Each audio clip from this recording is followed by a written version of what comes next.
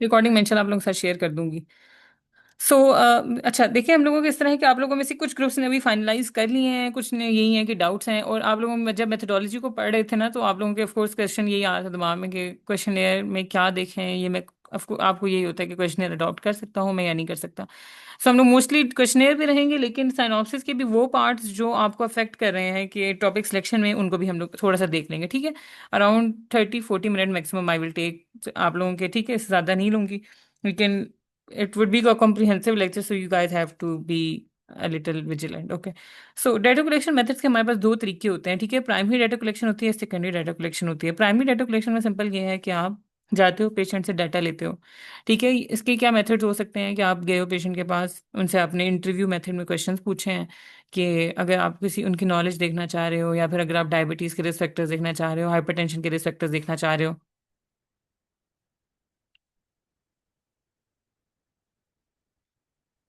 ठीक है। तो अगर आप वो देखना चाह रहे हो ना, तो फिर आप करते हो कि क्वेश्चनियर में प्राइमरी डाटा कलेक्शन। प्राइमरी क्या है कि आप मेन कलेक्टर हो और आप जाके डाटा कलेक्ट कर रहे हो, ठीक है। You just go there, you ask the patient, you divide questionnaire, उनके आपने डिस्ट्रीब्यूट करते हो उनके अंदर, वो खुद फॉर्म फिल कर देते हैं, लेकिन मेन इन्वेस्टिगेटर आप हो, ठीक है। सेकंड हमारे पास मेथड ये होता है कि secondary data collection. Secondary data collection में ये है कि किसी और बंदे ने डाटा कलेक्ट किया हुआ है, आप सिंपल गए हो, आपने वो लैब्स उठाई हैं, वो वैल्यूज उठाई हैं, एंड आपने उनके डाटा को एनालाइज किया है, ठीक है। तो इसके दो तीन तरीके हो सकते हैं। या तो ये है कि आप वार्ड में गए हो और आपने पेशेंट की फाइल्स उठा ली हैं, आपने पेशेंट के रिकॉर्ड्स उठा लिए हैं, और आप उनके बीच में रिलेशन देखने लगे। जैसे हमारे पेशेंट से कुछ सॉरी स्टूडेंट से हमारे कुछ, तो उन्होंने इस तरह किया कि सिंपल सीकेडी के पेशेंट्स में, नेफ्रो के वार्ड में गए, सीकेडी के पेशेंट्स के सारे लैब्स, बेसलाइन तो सबकी हो रही होती है ना हॉस्पिटल में, इवन गवर्नमेंट हॉस्पिटल्स में। तो उन्होंने क्या किया कि सिंपल उनके जाके आरएफटीज देखे कि रीनल फंक्शन टेस्ट क्या है, और पेशेंट के रीनल फंक्शन टेस्ट और डायलिसिस के सेशन के बाद क्या इंप्रूवमेंट आती है। तो सिंपली उन्होंने उसकी लैब्स उठाई और देखा कि डायलिसिस का सेशन कब हुआ है, कितने दिन के बाद कितनी खराब होने लग जाता है, और कितनी देर बाद डायलिसिस रिपीट होता है। They are not primarily data collecting, they are just going and collecting the reports, ठीक है। तो this is known as the secondary data collection. Secondary data collection एक और अभी आजकल काफ़ी फेमस हुई है, सीडीसी वंडर एनालिसिस के नाम से, ठीक है। क्यों अमेरिका के जो हेल्थ रिकॉर्ड्स हैं, उन्होंने अमेरिका ने अपने फ्रीली अवेलेबल कर दिए हैं on the internet. It was available before hand, but अभी जो है ना, थोड़ा सा इसके ऊपर इसकी फंडिंग बहुत ज़्यादा हैवी हुई है, बिकॉज अमेरिका चाहता है कि उनका रिकॉर्ड जो है एनालाइज हो जाए, हेल्थ रिकॉर्ड्स। तो ये अभी स्टार्टिंग ट्रम्प एडमिनिस्ट्रेशन ने ये किया कि उन्होंने कहा कि हर बंदे को, पूरी दुनिया में हर बंदा जो इस पे एनालिसिस करेगा, they should be allowed to do it. और उन्होंने अपना सारा हेल्थ रिकॉर्ड जो है अवेलेबल ऑनलाइन कर दिया है। तो उससे उनका क्या फ़ायदा हो रहा है, उनका हेल्थ रिकॉर्ड्स एनालाइज हो रहे हैं कि क्या ट्रेंड्स हैं, क्या वो हैं। अभी आप लोगों ने खुद देखे होंगे ट्रेंड्स इन मोर्टेलिटी, इस पे लोग कर रहे हैं। और इवन इनकी पब्लिकेशन भी उन्होंने बहुत फास्ट कर दी है कि जो इस पे करेगा तो पब्लिकेशन भी उसकी कर देंगे। तो इस तरह के अमेरिका के रिकॉर्ड्स अवेलेबल हैं, एनएचएस के हेल्थ रिकॉर्ड्स अवेलेबल हैं नेट पे, पाकिस्तान का अपना डाटा भी नेट पे अवेलेबल है, डब्ल्यूएचओ ने कलेक्ट जो किया हुआ है। तो आप लोग उसके ऊपर भी एनालिसिस कर सकते हो, ठीक है। तो ये इनको कहते होते हैं secondary data collection. You just pick up the data from somewhere and you analyse the data. इंशाल्लाह मेरी house job is just like 1 week left, तो आई एम प्लानिंग कि मैं इस पे भी हेल्थ रिकॉर्ड्स एनालिसिस के ऊपर भी कराऊं, क्योंकि it's very important skill to have. तो लेकिन यह है कि इसमें आपका, this is a very good thing to know. So these are the two methods that you can go for. एक ये होता है कि फॉर्मल स्टैंडर्डाइज्ड क्वेश्चनेयर, वो ये होता है कि आप कहीं से जो क्वेश्चनेयर अवेलेबल हैं ऑन इंटरनेट, आप उनको उठा लेते हो, ठीक है, जो कि जो फॉर्मली पूरी दुनिया में एक्सेप्टेड हैं। जैसे कि एंग्जाइटी का क्वेश्चनेयर होगा, डिप्रेशन का क्वेश्चनेयर है, वो मैं भी आप लोगों को इंशाल्लाह हैंड्स ऑन भी दिखाती हूँ। एंग्जाइटी के क्वेश्चनेयर अवेलेबल हैं, डिप्रेशन के हैं, मेडिकेशन यूजेज के हैं, बर्नआउट के हैं, और इस तरह करके सारी चीज़ों के, हर चीज़ का एक ही क्वेश्चनेयर अवेलेबल है। This is one way. Second way is कि आप अपना जो है, आप जाते हो पेशेंट से डाटा कलेक्ट करते हो, कोई फॉर्मल क्वेश्चनियर नहीं अवेलेबल, और फिर आप उसके बाद अपना क्वेश्चनियर खुद डिवाइस करते हो, या सिंपल एक क्वालिटेटिव स्टडी कर देते हो। तो ये जो होती हैं थोड़ा सा हाई लेवल होती हैं, और इनको क्योंकि हाई लेवल इसलिए होती हैं, मैं ये नहीं कहती कि आप लोग नहीं कर सकते, आप लोग कर सकते हो। लेकिन प्रॉब्लम ये होती है कि जब आप पब्लिकेशन कराने चाहते हो ना, तो एडिटर जो होता है उसको इस चीज़ से इशू होता है कि अभी ये जूनियर रिसर्चर है, इसमें इतनी गलतियाँ होंगी, और वो देखता है कि यार ये तो क्वेश्चनेयर भी स्टैंडर्ड नहीं है, मुझे मतलब ज़्यादा एफर्ट करनी पड़ेगी चेक करने के लिए कि इसने स्टैंडर्ड किया है क्वेश्चनेयर को या नहीं किया, इस पे फॉर्मूलाज लगाए हैं या नहीं लगाए, पायलट स्टडी की है या नहीं की।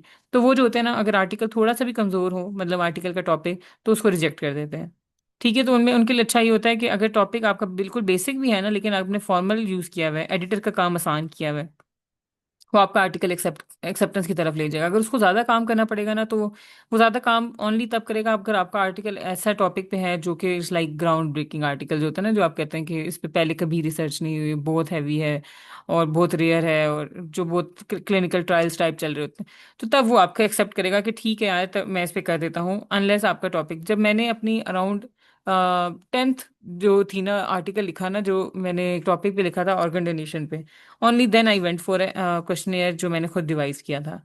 क्योंकि ऑर्गेनाइजेशन एक ऐसा टॉपिक था जिसमें मैं मेरा बहुत ज़्यादा नॉलेज थी उसमें। मैंने तकरीबन साल का लिटरेचर रिव्यू आप लोग कह सकते हैं कि किया हुआ था, क्योंकि मुझे उसमें इंटरेस्ट था। मैंने उसके बुद्धिस्ट के ओपिनियंस अबाउट क्रिश्चियनिटी के, उसके opinions about Islam, about even different religions के ओपिनियंस उसके ऊपर, डिफरेंट स्कॉलर्स के उसके ऊपर ओपिनियन, डिफरेंट सब चीज़ों के बारे में पढ़ा हुआ था। तो एक आर्टिकल, एक बहुत हैवी आर्टिकल बन रहा था। तो only then I went for कि मैं अपना क्वेश्चनेयर खुद बनाती हूँ, क्योंकि तब कोई भी क्वेश्चनेयर वैसा अवेलेबल नहीं था। ठीक है। Even all over the world countries के, हर पूरी दुनिया की डिफरेंट कंट्रीज का क्या उसके ऑर्गेनाइजेशन के बारे में पॉलिसीज हैं, हेल्थ पॉलिसीज क्या हैं। मतलब अगर आप इस इतना हैवी कर सकते हो एनालिसिस और इतना लिटरेचर रिव्यू कर सकते हो, only then go for that topic. और वो एक्सेप्ट भी हो गया था, of course it is publish in annal of medicine and surgery. लेकिन अच्छा ये होता है कि स्टार्टिंग पे आपकी पहली पहली रिसर्च है, तो इतना हैवी टॉपिक पे ना जाए, go for a simple topic, ताकि आपको जल्दी हो और पब्लिकेशन हो जाए। तो उसके लिए हम लोग मोस्टली रिकमेंड करते हैं कि आप लोग स्टैंडर्ड क्वेश्चनेयर बनाएं। अच्छा, अब अगला है, एक सेकेंड। ओके, अगला हमारे पास आ जाता है कि अब आपने करना क्या होता है। अब आपका स्टेप्स ये हैं हमारे पास क्वेश्चनियर मेकिंग के। First is you have to do a literature review. ठीक है, लिटरेचर रिव्यू का मतलब ये है कि वही जो मैंने आप लोगों को आई गेस लास्ट टाइम भी बात बताई थी, कि आपने क्वेश्चनियर देखना है कि क्वेश्चनियर ऐसा तो नहीं है कि आउटडेटेड क्वेश्चनियर हो गया है।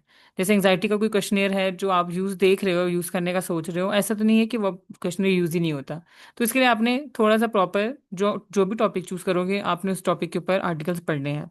जितने ज़्यादा पढ़ सकते हो उतना ज़्यादा अच्छा है, लेकिन ऑफ कोर्स आपके पास टाइम लिमिटेशन है। आपको खुद होता है कि यार कितने टाइम में हो जाना चाहिए। तो फिर लेकिन ये है कि मिनिमम आपने 5 आर्टिकल्स हमेशा पढ़ने हैं जो आपका रिलेटेड टॉपिक है।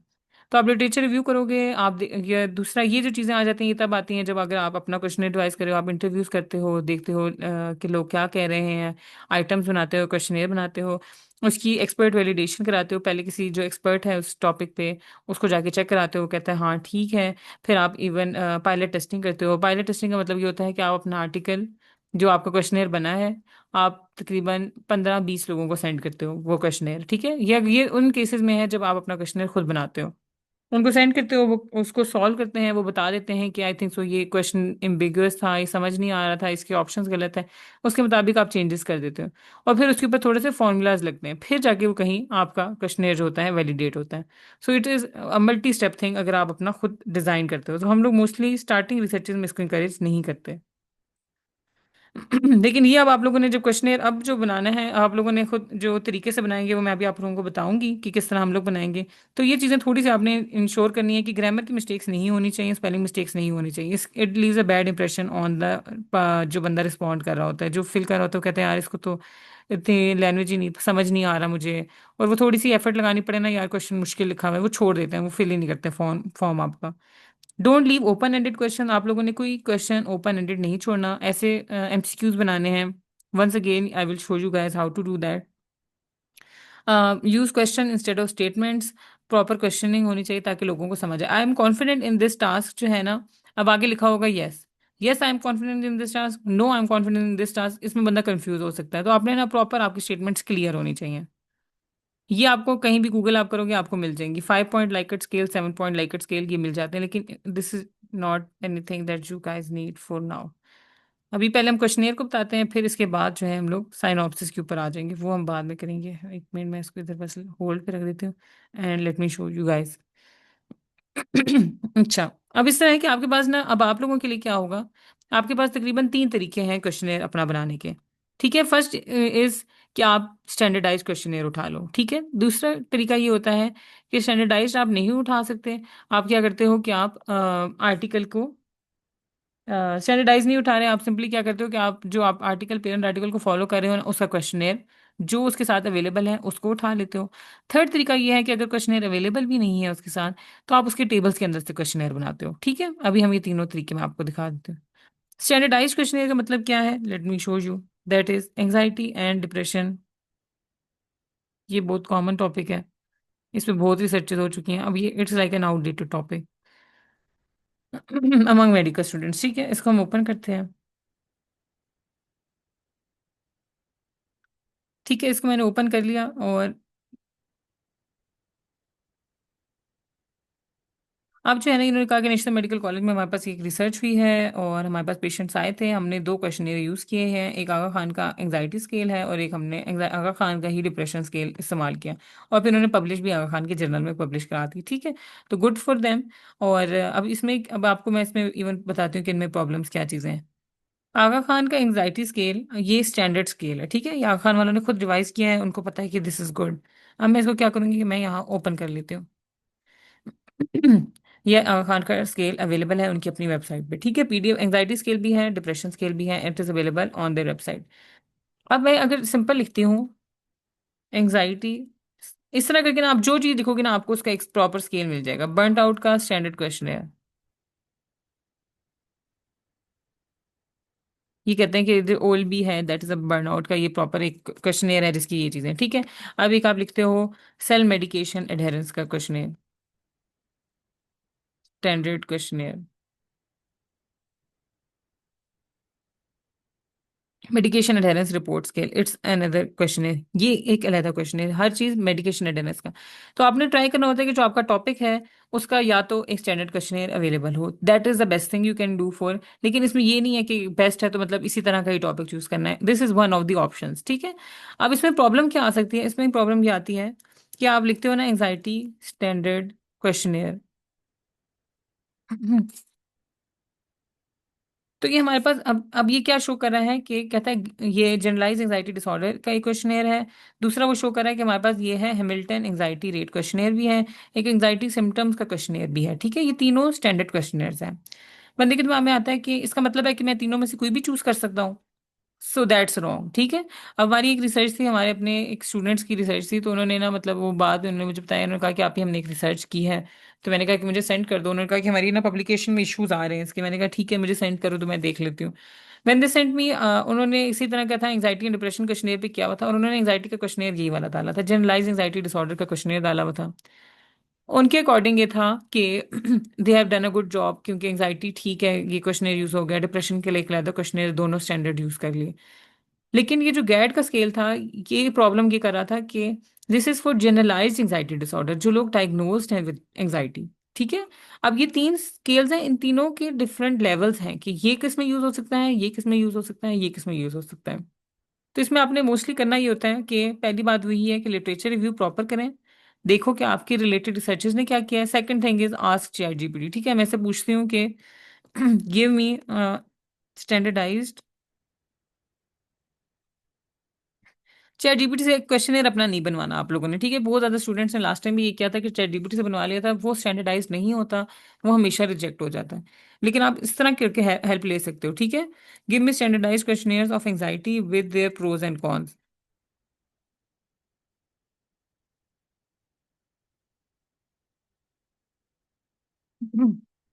अब वो ये बता रहे हैं कि जनरलाइज एंजाइटी डिसऑर्डर का क्वेश्चनेयर है, it is a brief questionnaire है, छोटा सा है, 7 आइटम्स का है, हाई सेंसिटिविटी एंड स्पेसिफिटी है, लेकिन उसने कहा कि सिर्फ उन लोगों के लिए है जो डायग्नोज है विद गैड, आप नॉर्मल लोगों में ये यूज नहीं कर सकते। ठीक है, मॉनिटर उनकी क्या करने के लिए होता है, ट्रीटमेंट प्रोग्रेस को मॉनिटर करने के लिए होता है, हालांकि हर जगह ये इशूज शो हो रहा है, लेकिन this is not for normal patients. ठीक है, not a diagnostic tool on it's on, और ये सारी चीजें। अगला देखते हैं, हम कहते हैं बैक्स एंजाइटी है, ये ब्रॉड रेंज के लिए है, फिजियोलॉजिकल सिम्टम्स के लिए भी चल जाता है। और इस तरह करके आपने चेक करना है कि आपके ऊपर कौन सा एप्लीकेबल हो रहा है। एक ये तरीका कर सकते हो कि आप प्रोज एंड कॉन्स निकालो और सारी चीजें देख लो। सेकंड आप ये कर सकते हो कि आप देखो कि आपके रिलेटेड आर्टिकल्स ने क्या यूज किया हुआ है। वो ज्यादा आसान काम है कि आप बस देख लो कि आपके रिलेटेड आर्टिकल्स ने क्या चीज यूज किया है, कौन सा क्वेश्चन यूज किया हुआ है। तो इस तरह करके आप, ये फर्स्ट मेथड है, दैट इज कि आप स्टैंडर्ड क्वेश्चनेयर उठा लेना। सेकंड मेथड इज कि मैं कहती हूँ कि इसकी मैं निकालती हूँ आप लोगों को, एक मिनट। वो है बर्नट आउट का, नहीं बर्नट आउट का तो नॉर्मल ही है, एनीमिया इन प्रेगनेंसी।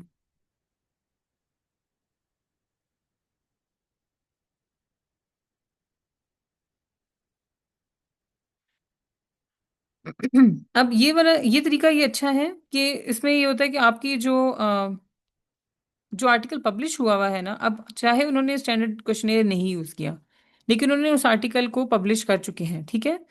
अब पब्लिश कर लिया, तो अगर उन्होंने अपना क्वेश्चनेयर खुद बनाया है ना, तो वो ये है कि आप उन्होंने एक तरीके से उन्होंने ये सारे काम वो कर दिए जो आपने खुद करने थे। पायलट शेडिंग भी उन्होंने कर दी, उन्होंने उसके ऊपर फॉर्मूला भी लगा दिए। अब वो पब्लिश भी हो गया है, यानी वो सेमी स्टैंडर्ड क्वेश्चनेयर है। या तो स्टैंडर्ड चूज करें या फिर सेमी स्टैंडर्ड चूज करें। अब इसका हम ओपन करके दिखाते हैं आपको।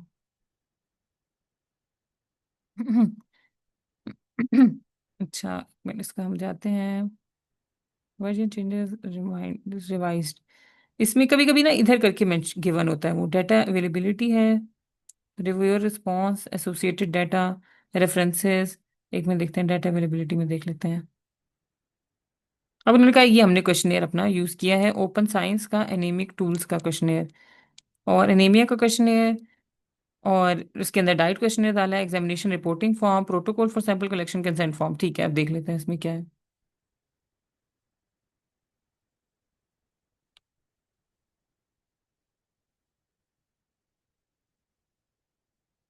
सॉरी, ये देखिए इसमें कंसेंट उन्होंने डाला हुआ है, एनीमिया के टूल्स अपने यहाँ डाले हुए हैं, आगे जो उसके दो तीन क्वेश्चनेयर एनीमिया टूल्स के जो हैं वो यूज हो रहे हैं, वो उसने सारे अटैच कर दिए हैं। ठीक है, याद आप लोगों को ना कुछ इवन इस तरह के आर्टिकल नजर आएंगे अपने ही पेरेंट आर्टिकल में ना, उन्होंने आखिर में आप जाओगे ना तो यहाँ उन्होंने लिखा हुआ होगा हमारा क्वेश्चनेयर ये है, क्वेश्चनेयर अपना पूरा अवेलेबल कर दिया होता है। तो this this is a good thing, अगर आपको क्वेश्चनेयर इस तरह करके फुली अवेलेबल मिल जाता है ना, जो भी आर्टिकल जिसने भी उस पर काम किया है, तो वो आप उसको यूज कर सकते हैं। एक मिनट, इसको मैं नीचे कर देती हूँ। एक और आपको दिखाती हूँ, जैसे कि है इसका एक और दिखा लेते हैं, ट्यूबरक्लोसिस का कर लेते हैं, tuberculosis awareness, sorry, cross sectional study, question. आपने क्वेश्चनेयर नहीं लिखना, आपने सिंपल जब लिटरेचर रिव्यू करना है ना, तो आप देखोगे उसमें, ये मैं अब आप लोगों को उसमें वही क्वेश्चनेयर ढूंढवाना चाह रही हूँ, इसलिए मैं आप लोगों को इस तरफ लेके चल रही हूँ, ठीक है। अभी हम देखते हैं इसके भी चीज़ों में क्या है। डिस्क्लोजर है, ethical approval and consent to participate, materials and methods. अब इन्होंने ये लिखा हुआ है कि हमारा हमने इस तरह करके किया डाटा कलेक्शन। अब देखिए ये वही कह रहे हैं, अपना तरीका बताया उन्होंने कि वो अपना ही इन्होंने क्वेश्चनेयर बनाया था। उन्होंने पहले 50 लोगों से डाटा कलेक्ट कराया, उसके ऊपर क्रॉन बैच अल्फा कोफिशिएंट का ये जो पायलट स्टडी के बाद क्वेश्चनेयर के ऊपर अप्लाई किया, जिसकी वजह से उन्होंने चेक कर लिया कि उनका क्वेश्चनेयर स्टैंडर्ड है या नहीं है। ठीक है, अब मैं इसके बिल्कुल एंड पे अगर जब चले जाती हूँ ना डिस्क्लोजर में, कभी होता है यहाँ करके ना कहीं इन्होंने अटैच किया हुआ होता है अपना questionnaire. So that is good कि अगर आपको मिल जाए। ठीक है, अगर नहीं मिलता, अब हम इसी क्वेश्चनेयर पे हम आए हुए हैं, इसका ही मैं आप लोगों को तरीका बता देती हूँ। अगर पहले तो ये है स्टैंडर्ड, सेकंड इज कि अगर आपको क्वेश्चनियर उसके साथ ही मिल गया है, कोई आर्टिकल के साथ जो अटैच किया हुआ है उसने, तो अच्छा करें आप ऑथर को ईमेल करें, उनको कह दें कि हमें आपका क्वेश्चन अच्छा लगा है, we are using it. Author reply करता है नहीं करता है, इट्स टोटली फाइन। अगर आपने बस ईमेल कर देना होता है अपने आप को क्लियर साइड पर रखने के लिए। थर्ड इज ये तरीका कि आप उनका देख लेते हैं कि वो उन्होंने मेथोडोलॉजी में मेंशन किया हुआ होगा। उन्होंने कहते हैं कि हमारे क्वेश्चनियर है उसके दो पार्ट्स हैं, फर्स्ट पार्ट में हमने जनरल इन्फॉर्मेशन ली पेशेंट्स की, gender, date of birth, education level and the current status of health. और सेकंड में हमने उनकी अवेयरनेस चेक की। अवेयरनेस किस तरह चेक की, हमने 5 आइटम्स के ऊपर अवेयरनेस चेक की, मेन ट्रांसमिशन, ये सारी चीज़ें सब कुछ उन्होंने बता दी है। हम इस सारे डाटा के साथ अपना क्वेश्चनेयर बना लेंगे, ठीक है। और इसको हम चेक किस तरह करेंगे अपना, हम इनके टेबल्स को देख लेंगे। मतलब एज के उन्होंने ये ग्रुप्स बनाए, एजुकेशन के ये ग्रुप्स बनाए, ये मैं आप लोगों को करके दिखा देती हूँ। इस पे गूगल फॉर्म पे हम चले जाते हैं। गूगल फॉर्म्स के ऊपर ही आप लोगों ने अपना क्वेश्चनर बनाना है, क्योंकि इसमें ये होता है कि इसके लिए आसान हो जाता है। इसमें इसमें आसान इस चीज़ का होता है कि आपका डाटा आराम से गूगल फॉर्म से एसपीएसएस पे शिफ्ट हो जाता है। आप रिस्पॉन्सेज पे जाते हो या एक्सेल शीट पे जाते हो, वो एसपीएसएस पे शिफ्ट हो जाता है डाटा, ठीक है। तो ट्राई करना है कि गूगल फॉर्म पे हो। ऑफ कोर्स एंड पे अगर नहीं डाटा कलेक्ट हो रहा, मुश्किल हो रही है, तो फिर आप क्या कर सकते हो, फिर आप प्रिंट करा सकते हो, लेकिन फिर भी प्रिंट कराने के बाद भी आपने फिर एंड पे डालना गूगल फॉर्म पे ही है, ताकि डाटा इजीली शिफ्ट हो जाए। जब हम लोगों ने रिसर्च स्टार्ट की तो हमें इस चीज़ का नहीं पता था कि गूगल फॉर्म से शिफ्ट हो जाता है। तो हम लोग प्रिंटेड पे लेते थे, और फिर हमें तकरीबन 1-2 दिन लग जाते थे डाटा एसपीएसएस पे डालने के लिए। 300 लोगों का डाटा एसपीएसएस पे डालना is a very very hard job. एक बंदा बोलता था, दूसरा बंदा लिखता था। तो अभी जो है डायरेक्टली एक एक क्लिक से आपका सारा डाटा शिफ्ट हो जाता है, ठीक है, वो एसपीएसएस पे, वो हम लोग बाद में कर लेंगे। दूसरी बात यह है कि या तो जब आपकी पेशेंट ओरिएंटेड रिसर्चेज होती है ना, जिसमें ऑफकोर्स आपने ये एनीमिया की और ये सारी चीज़ों पे डाटा लेना है, तो आप गूगल फॉर्म ही बनाते हो। गूगल फॉर्म अपने हाथ में होता है, आपके मोबाइल पे होता है, और आप वहाँ जाके डाटा फिल करके आप खुद गूगल फॉर्म को फिल कर लेते हो। लेकिन ट्राई करना है कि गूगल फॉर्म के ऊपर ही डाटा आपका आए। अब मैं इसके ऊपर लिखती हूँ, यहीं इस वाले के ऊपर ही, ट्यूबरक्लोसिस प्रिवेंशन। ये मेरा टाइटल की जगह है। इससे आप लोगों को ना एक इवन गूगल फॉर्म यूज़ करने का भी तरीका आ जाएगा।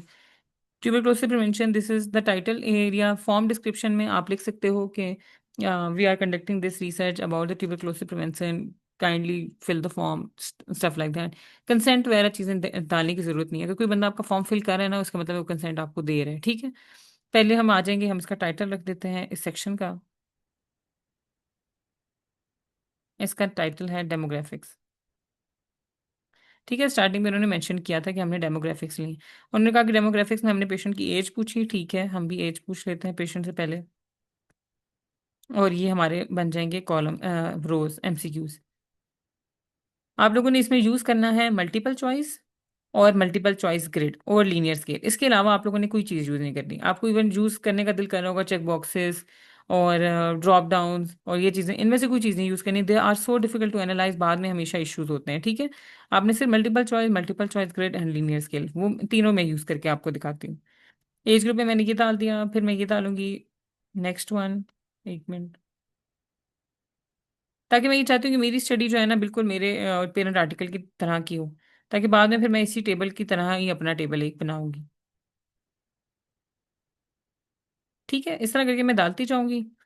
और एक सेकेंड, सॉरी, इसका इसको भी कॉपी कर लिया। ये मेरा पहला क्वेश्चन बन गया, ठीक है, क्वेश्चन वन। इसमें मैं यहाँ लिख भी देती हूँ ताकि लोगों के लिए जो फिल करा उसके लिए आसान हो। क्वेश्चन वन हो गया।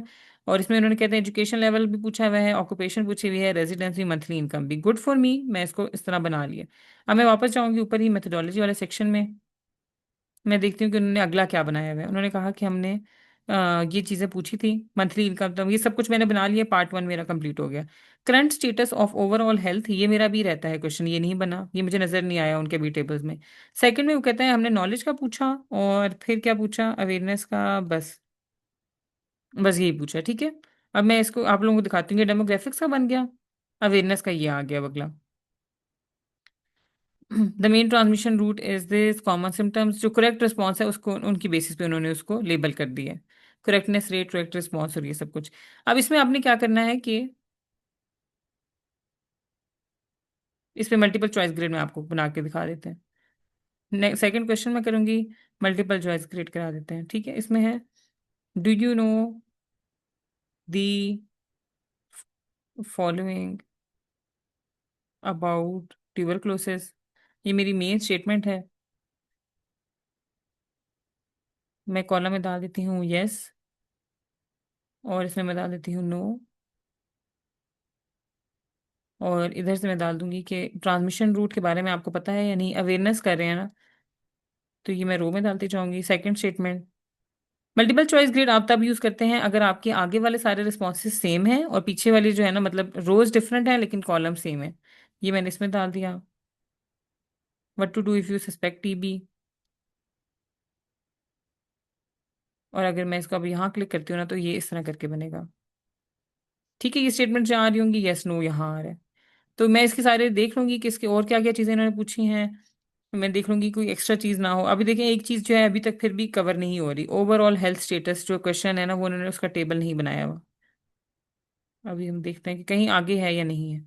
अगर तो हमें नहीं मिलेगा कहीं भी टेबल में, तो फिर हमें उसको खुद बनाना पड़ेगा, वो हम खुद बना देंगे। एक दो चीज़ें आप स्टेटमेंट्स के अंदर चेंज कर सकते हैं, लेकिन majorly you have to try कि आपका या तो आपका स्टैंडर्ड क्वेश्चनेयर हो, या तो आपको क्वेश्चनेयर कहीं से मिल जाए। That's good, that's a very amazing thing अगर प्रॉपर कोई क्वेश्चनेयर ही मिल जाता है। थर्ड थिंग इज ये कि आप उसके टेबल्स के अंदर से क्वेश्चनेयर बनाते हो, ठीक है। एक दफ़ा मैं आपको फिर से इसको यूज़ करना, इसको भी दिखा देती हूँ। जैसे कि अब हमारे पास है एंग्जाइटी के क्वेश्चनेयर को मैं बनाती हूँ, उस पर एंग्जाइटी क्वेश्चनेयर पीडीएफ। तो आप लोगों ने क्या करना है कि सिंपली अब जब आप लिटरेचर रिव्यू करोगे, तो आपने अपने ग्रुप में भी उनको बताना है कि मुझे जो है ना ये क्वेश्चनेयर मिला है, और मुझे लगता है कि ये क्वेश्चनेयर बेहतर है। उस पर आप लोग डिस्कशन कर सकते हो। इवन बताए आप लोग ये कर सकते हो कि जैसे देखो, अब ये ट्यूबरक्लोसिस की अवेयरनेस पे है ना सिर्फ। मैं एक और उठाती हूँ कि मैं कहती हूँ कि यार ये तो मेरी वो छोटी सी स्टडी बन रही है। मैं क्या करती हूँ कि ट्यूबरक्लोसिस प्रैक्टिस के ऊपर एक अलहदा देख लेते हैं, क्रॉस सेक्शनल। अब ये जो है नॉलेज, एटीट्यूड एंड प्रैक्टिस के ऊपर है। मैं इसका देख लूंगी कि कुछ ऐसा तो नहीं है कि इसमें कुछ ज्यादा अच्छा लग रहा है मुझे। अगर एक दो स्टेटमेंट्स अलग हैं और इन्होंने अच्छी चीजें बताई हुई हैं, तो आई कैन सिंपली मैं यहाँ से भी कॉपी कर सकती हूँ। बस आपने ये करना है कि आपने खुद कोई स्टेटमेंट नहीं बनानी। ऐसा होता है ना कि आप खुद बनाने लग जाते हो कि इसके बारे में क्या आपके ओपिनियन है या इसकी चीज़ों का क्या है। एक पेरेंट आर्टिकल रखें, उससे क्वेश्चनेयर को पूरा फॉलो करें। और अगर आपको कोई और चीज़ किसी और आर्टिकल से अच्छी लग रही है, उसको आप लोग ऐड कर सकते हैं। ठीक है, unless it affect the scoring.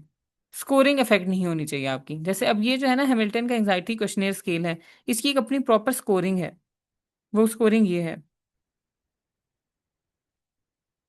ये तो स्कोरिंग इन्होंने आगे मेंशन की हुई है ना, इसमें मैं आपको दिखाती हूँ। जैसे कि Hamilton anxiety rating scale scoring,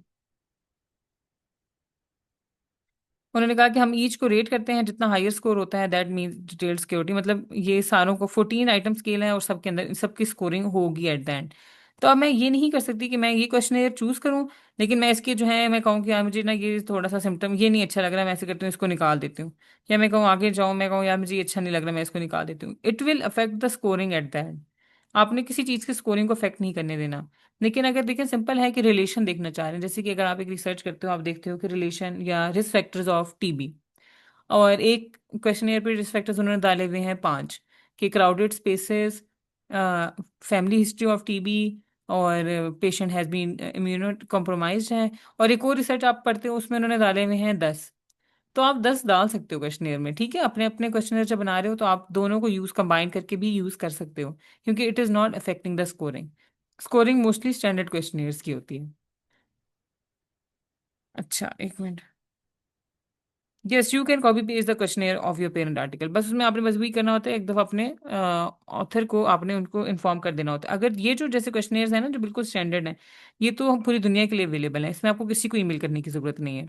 लेकिन अगर आप अपने पेरेंट आर्टिकल को क्वेश्चनेयर यूज़ कर रहे हो, तो आप एक दफ़ा उनको इन्फॉर्म कर दो, बस ईमेल कर दो। कोई जात कुछ नहीं है कि बस ईमेल कर दें, चाहे उनका रिस्पॉन्स आए या ना आए, यू कैन यूज़ इट। बस ईमेल कर दें, अपने आप को सेफ साइड पर रखें। और बिल्कुल ट्राई करें कि आपका लिटरेचर रिव्यू इतना अच्छा हो, इतना प्रॉपर हो, कि आप ऐसा, अब देखो, अब ये जो आर्टिकल है जो टीवी का मैंने ओपन किया हुआ है, it is published in a PubMed indexed journal. ठीक है, Taylor and Francis group developers का।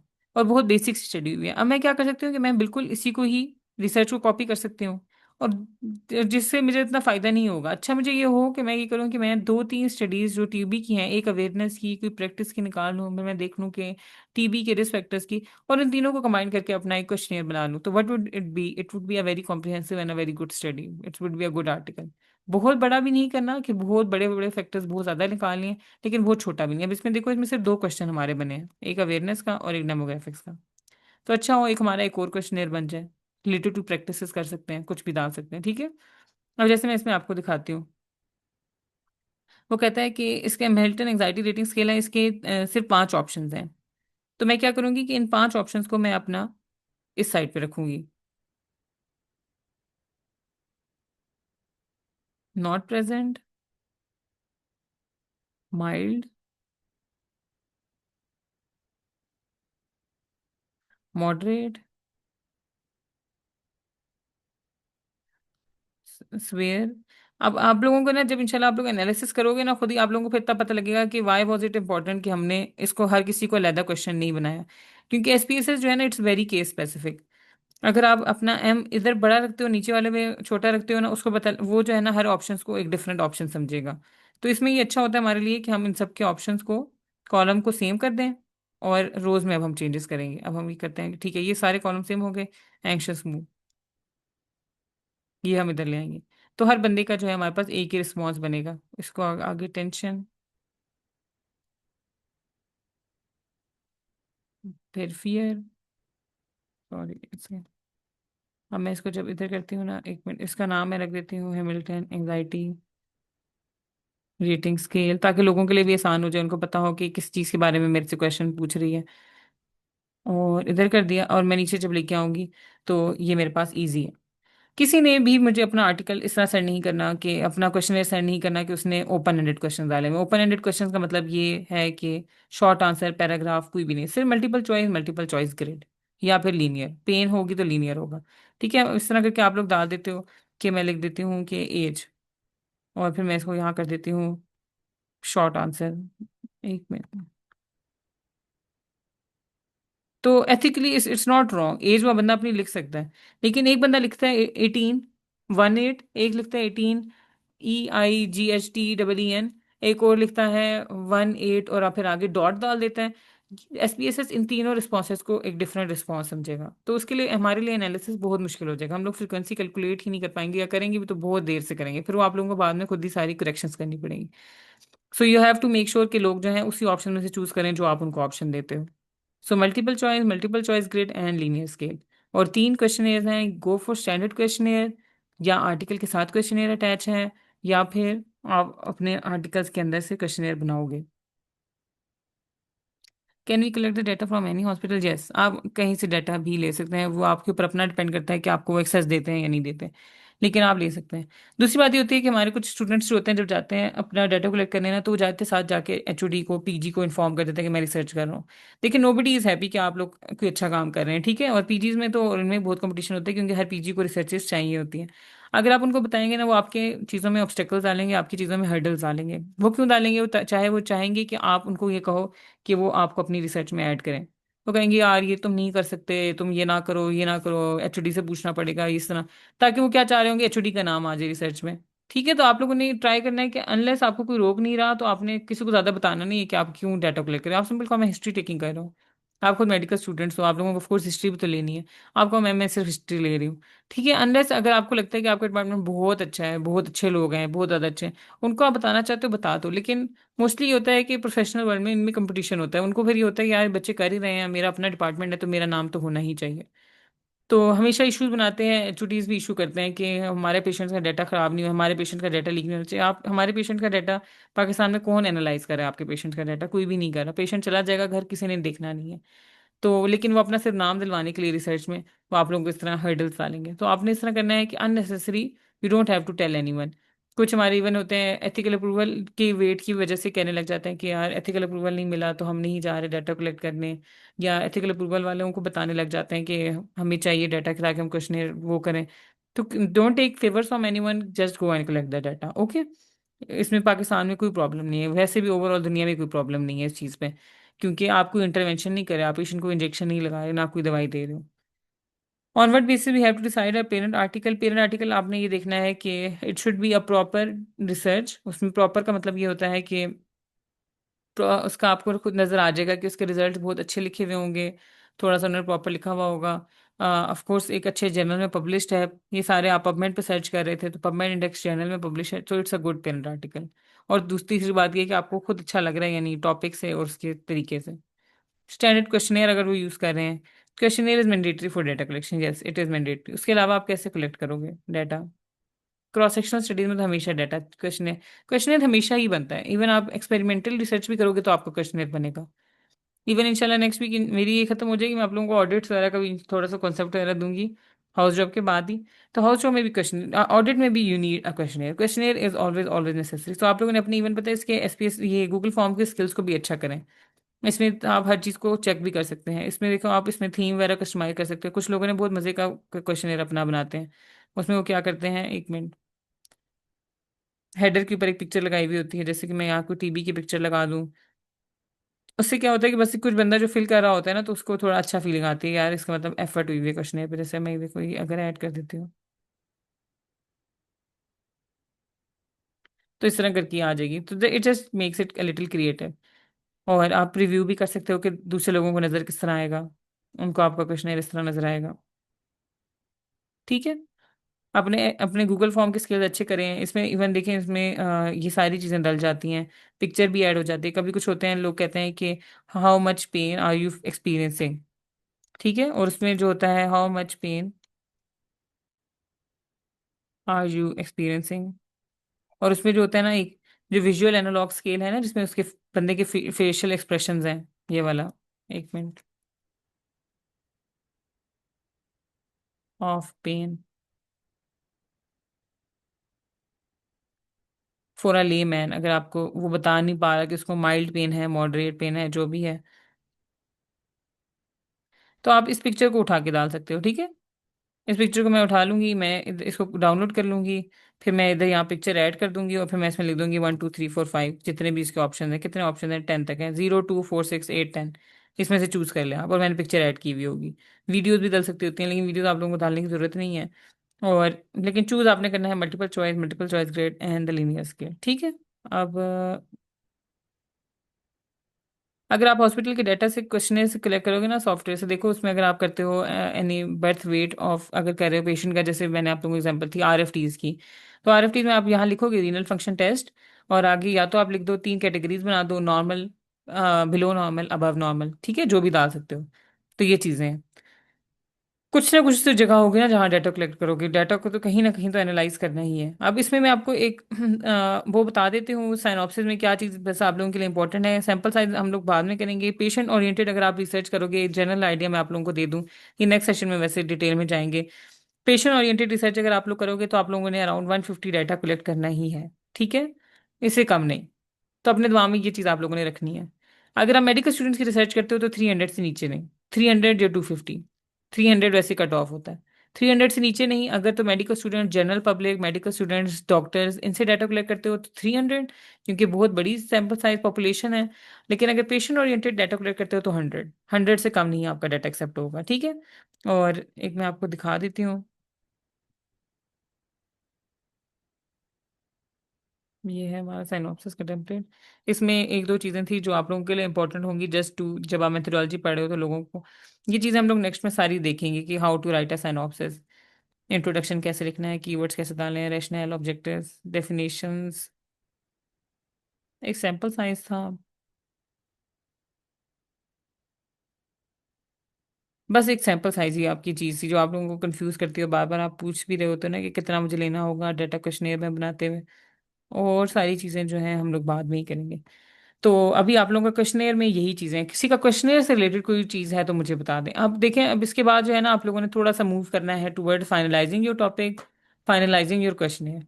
हमारा फिर नेक्स्ट सेशन हम लोग इंशाल्लाह रखेंगे ऑन आई गेस ट्यूसडे और वेडनेसडे, जैसे हम साइनॉप्सिस पे बात करेंगे। लेकिन क्वेश्चनेयर मैं चाहती हूँ आप लोगों का जो है ना फाइनलाइज थोड़ा सा होना स्टार्ट होना चाहिए। तो किसी का कोई क्वेश्चन है तो अभी पूछ ले, फिर मैं इसको एंड भी करती हूँ मीटिंग को। ठीक है। ऐसे आप लोग ग्रुप में भी कुछ पूछ सकते हो, आपस में डिस्कस भी करो, लिटरेचर रिव्यू करो, अपने स्टैंडर्ड क्वेश्चनियर्स को आर्टिकल में ग्रुप में शेयर करो। एक बंदा कहता है मुझे लगता है ये क्वेश्चन ठीक है, दूसरा कहता है मुझे लगता है ये क्वेश्चन ठीक है, तो आप लोग दोनों यूज कर सकते हो, ठीक है, अगर आपको दो मिल जाते हैं। बस ये चेक कर लो कि ऐसा ना हो कि कोई खास इंडिकेशन हो।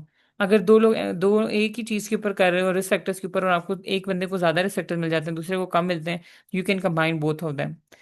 एक बंदे को मिलती है, जैसे कि एक हमारा ग्रुप है जिसको मैं वो देख रहे थे, जैसे कि अगर आप, चलो मैं इसको टॉपिक नहीं आउट करती, वो एक कर रहा है कि हेडेक की देख रहा है, ठीक है, हेडेक की एक साइड देख रहा है कि हेडेक का क्वालिटी ऑफ लाइफ के ऊपर क्या है, दूसरा बंदा जो है देखना चाह रहा है कि हेडेक का पेशेंट के फिजिकल सिम्टम्स के ऊपर क्या फर्क पड़ता है, जैसे कि उसके मेंस्ट्रुअल इरेगुलरिटीज, उसके स्ट्रेस लेवल्स और इन पे क्या फर्क पड़ता है। तो आप इन दोनों को कंबाइन कर सकते हो। आप क्वालिटी ऑफ लाइफ भी अपने क्वेश्चनर में डाल सकते हो, आप अपने क्वेश्चनर में साथ ही उसके फिजिकल सिम्टम्स के ऊपर भी चेक कर सकते हो, ठीक है। इसमें कोई प्रॉब्लम नहीं है कि आप, अच्छा होगा कि दो एस्पेक्ट्स एक साथ आप चेक कर लोगे। तो this you can always do in your questionnaire.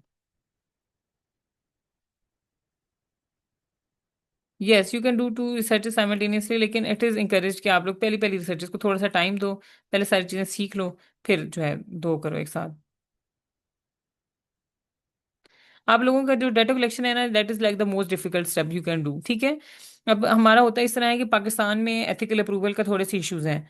बाहर के मुल्क में अगर आप कहीं भी एथिकल अप्रूवल के लिए अप्लाई करते हो, आपको भी 2 3 दिन में एथिकल अप्रूवल मिल जाता है। और अभी even there is a debate going on कि cross section studies don't even need an ethical approval, क्योंकि आप पेशेंट के ऊपर कोई इंटरवेंशन नहीं कर रहे। ठीक है, लेकिन पाकिस्तान में बहुत इशू है इसके। पाकिस्तान में आप एथिकल अप्रूवल के लिए अप्लाई करते हो, आपको 7 8 महीने बाद एथिकल अप्रूवल मिलता है। तो हम ये ट्राई करते हैं कि हम एथिकल अप्रूवल जहाँ से भी मिले, हम अपनी डाटा कलेक्शन उसकी वजह से लिमिट नहीं करते। हम डाटा कलेक्शन जहाँ से भी हो सकती है हम डाटा कलेक्शन करते हैं, क्योंकि हमारे लिए data collection is the most difficult step. अगर हम लोग अमेरिका में होते हैं, उनका क्राइटेरिया, वैसे मैं आप लोगों को एथिकली आप लोगों को बता दूं, ये होता है कि एथिकल अप्रूवल आपको जिस हॉस्पिटल से मिलता है, आपने सिर्फ उस हॉस्पिटल से डाटा कलेक्ट करना है। So when you are in abroad, you are in a foreign country, आप जॉन हॉपकिन से जाकर डाटा कलेक्ट कर रहे हो, आपको 2 दिन में जॉन हॉपकिन वाले एथिकल अप्रूवल दे देंगे, आप वहाँ से डाटा कलेक्ट कर लोगे। आप जाओगे उनके मेयोस क्लिनिक में, सिंपली आप जाते हो वहाँ से डाटा कलेक्ट करते हो। आपको 2 दिन में एथिकल अप्रूवल मिलेगा, आप वहां से डाटा ले लोगे। पाकिस्तान में it's not like that. Pakistan में आप आरएमयू से डाटा कलेक्ट करते हो, आपको 8 महीने लग गए। आप सोचते हो यार मैं किंग एडवर्ड से जाके कलेक्ट करता हूँ, किंग एडवर्ड में गए हो, एथिकल अप्रूवल के लिए अप्लाई किया है, 8 महीने वहां लग गए। तो आपने फिर ये करना होता है कि एथिकल अप्रूवल हमें जहां से भी मिलेगा हम एक जगह पे अप्लाई करेंगे, डाटा कलेक्शन हम अपनी ओपन रखेंगे, जहां से भी डाटा कलेक्ट हमारा होता है हम लोग उस पर करेंगे। अगर आप क्वेश्चनेयर ऑलरेडी पब्लिश रिसर्च से बनाते हो, नहीं उस पर आपको नहीं अप्लाई करना पड़ेगा। हम उस पर फिर उस पब्लिश रिसर्च का सिर्फ रेफरेंस दे देंगे कि हमने इस रिसर्च से ये क्वेश्चनेयर उठाया है। Simple that. बस इसी तरह ही है ये चीज़ें। और एथिकल अप्रूवल पता है, वही बता रही हूँ ना कि एथिकल अप्रूवल का क्योंकि पाकिस्तान में एक इश्यू है, 7-8 महीने हम लोग वेट नहीं कर सकते। लेकिन एक चीज़ होती है कि आपको ना अपने मेंटली आपको पता होना चाहिए कि एक चीज़ है क्या, ताकि अगर आपसे कोई बंदा कुछ पूछता है ना तो आप उसका रिप्लाई कर सकते हो। एथिकली ये होता है कि पहले आपको एथिकल अप्रूवल मिलता है, फिर आप डाटा कलेक्शन स्टार्ट करते हो। लेकिन we don't go for that method, we go for कि हम पहले डाटा कलेक्शन कर भी लेते हैं, साथ साथ हम एथिकल अप्रूवल ले लेते हैं, क्योंकि I am there to guide you guys. मैं आप लोगों का आर्टिकल अप्रूव पहले देख दूंगी कि इसमें कोई प्रॉब्लम तो नहीं है। अगर कोई प्रॉब्लम होगी तो मैं आप लोगों को करेक्ट कर दूंगी। एथिकल अप्रूवल वालों का यही काम होता है कि वो आपकी चीज़ों को करेक्शंस करते हैं, तो वो हम लोग आपको साथ साथ गाइड कर देंगे।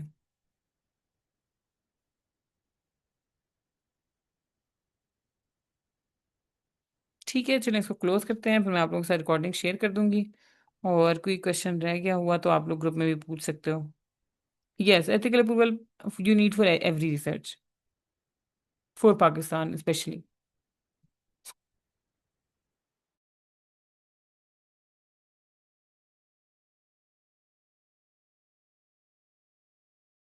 ओके, सो अल्लाह हाफिज़। मैं इसको क्लोज करती हूँ मीटिंग को। आप लोगों ने कोई क्वेश्चन पूछना हो तो आप पूछ सकते हो। अब try to move towards finalising your topic.